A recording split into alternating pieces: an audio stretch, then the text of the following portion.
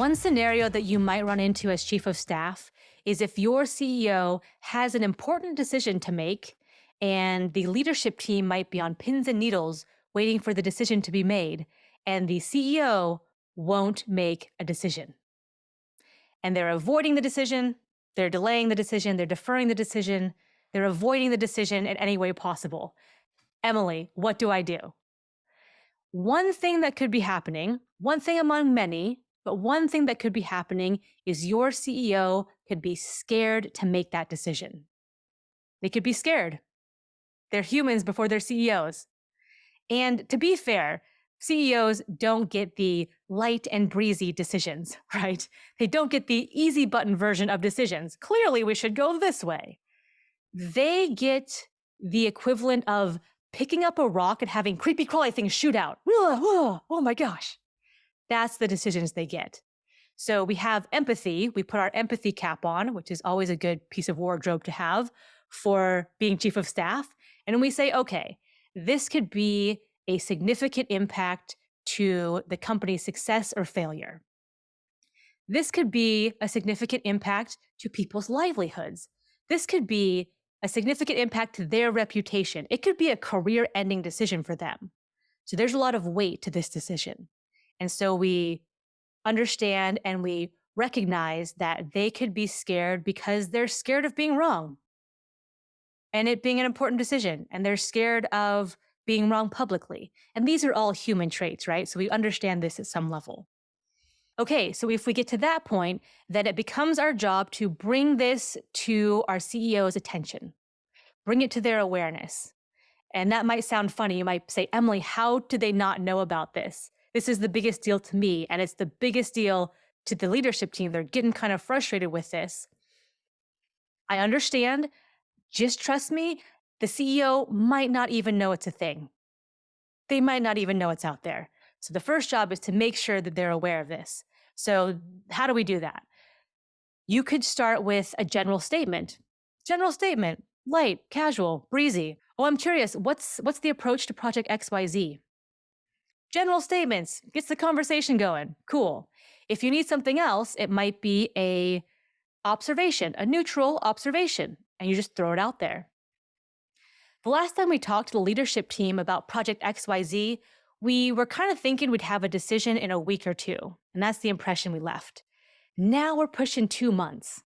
And I know the teams are in this awkward holding pattern, and they're trying to not swing their teams this way or commit their resources that way until they get a go, no go from you. Stop talking, and the CEO will answer or respond in some way. If you need something a little more specific than that, you might go with, we have a leadership team meeting this Thursday at 9 a.m.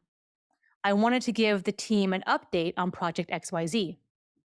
Stop talking, and your CEO will respond with some sort of update or some sort of response.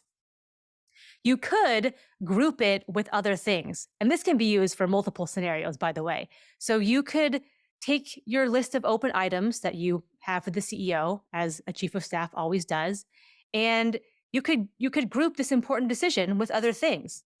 So you're in your one-on-one and you go, yep, I just wanted to cover off on some open switches. We've got thing 1, thing 2, and thing 3. The important decision is thing 2. So you group it in thing 1, thing 2, and thing 3. And the golden path would be your CEO going, oh, here's the update on 1, 2, and 3. Boom, done. If you get that, just keep on moving. Like, that's awesome. This also might be a way to make sure it's on their radar. You can kind of see like a flicker in their eye where, oh, that's a thing on someone's list. Okay, that's an open item that I need to put brain power to. Cool. So that could be helpful in that way as well. The way they respond to all of these questions and all of these statements and observations will be telling. So if, for instance, you say, I want to give the team an update on Thursday at 9, and they go, oh my gosh, Emily, you're right. Oh my gosh, I remember telling the team about that, and a decision was coming in 1 to 2 weeks. And then right after that call, I spoke with so-and-so at the board, and this, and this happened. And you might go, oh, okay, that totally makes sense. Like, yes, let's definitely update the team, but now I know where we're at. Got it, good. If the CEO starts hemming and hawing and saying, oh, project XYZ, yeah, no, let's push that to next week. In fact, you know what? I don't want to deal with that. Let's push it to next month. That could be an opening for a different part of the conversation, a different line of dialogue. And that could be, again, an observation, but a little bit more pointed, as in, all right, I know that we have delayed the decision on project XYZ twice before, and it seems like we're doing that again. So I'm just curious about your thoughts there. Or I'm curious about your approach. Or when would we know next steps? Or something like that to elicit, like, okay, like tell me a little bit more about that decision, about that statement. And if it has to do with not having enough data and they're never going to have all the data, you might bring that up to them and say something like, knowing that we'll never have perfect data or complete information on this, what would make you ready to make a decision? Or what would make you comfortable and confident to give some next steps to the team? Something like that.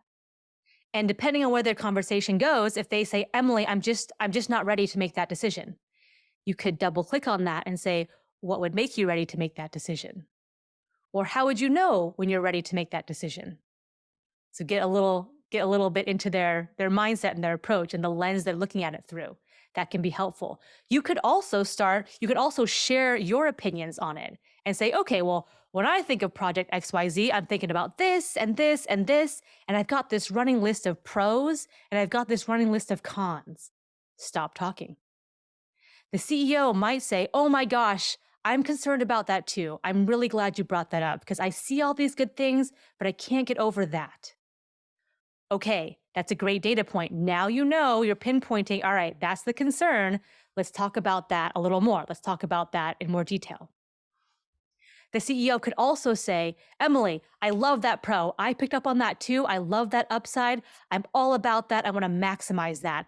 I'm just concerned that if we say we're going to do that, are the teams going to be able to scale? Are we going to be able to deliver to that? All right, that is also a good data point. So we know the CEO is keyed in on this thing over here and they're focused on it, but the concern is our teams might not be able to deliver.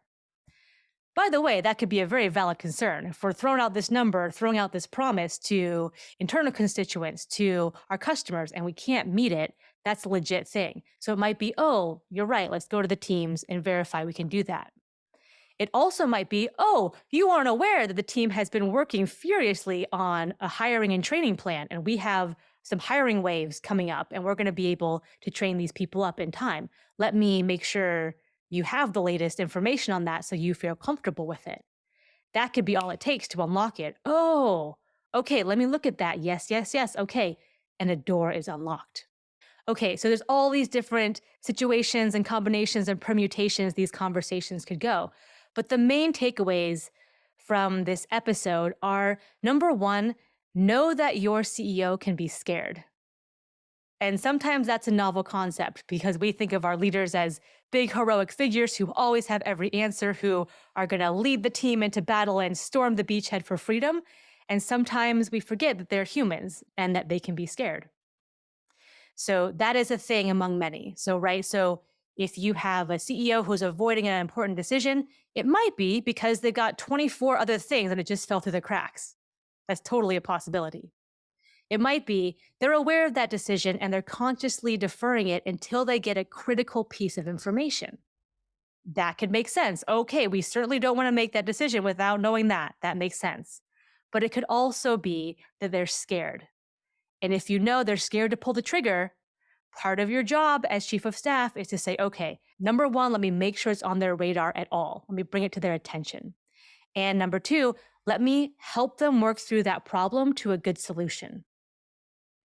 And you know your CEO best, so you know how to put them in best position to make a good decision. How to put them in best position to make a good decision. So that might be they need more information. They need a thought partner and sounding board, someone to start asking them questions. They need to talk to this person over here and that person over there and hear it from them themselves. They might need to go off site to a different location for a day and do some brainstorming or think about it by themselves for a little while. You know your CEO best, so put them in best position to make a good decision. And that's your job as chief of staff. So if you're running into any of this and you want help, or you're trying to find different options or different phrases or questions or ways to say that, then feel free to reach out to me. I work with people on this all the time, and it's a really nice thing to be able to put your CEO at ease when they're concerned about something and they have anxiety and they have the world on their shoulders, that big weighty decision, and their atlas trying to hold the world up. Coming in as chief of staff and helping alleviate some of that pressure and burden can be a really rewarding thing. So being able to do this well is a critical part of the job, and just makes you feel good that you're able to help someone. So if you need help with that, then please let me know. Otherwise, go forth, be good chiefs of staff, be good leaders, lead well, and serve well. Help us in our mission to cultivate and promote exceptional leadership. A simple like or share of this episode can go a long way. Emily, me the British guy, and the United Kingdom extend its gratitude.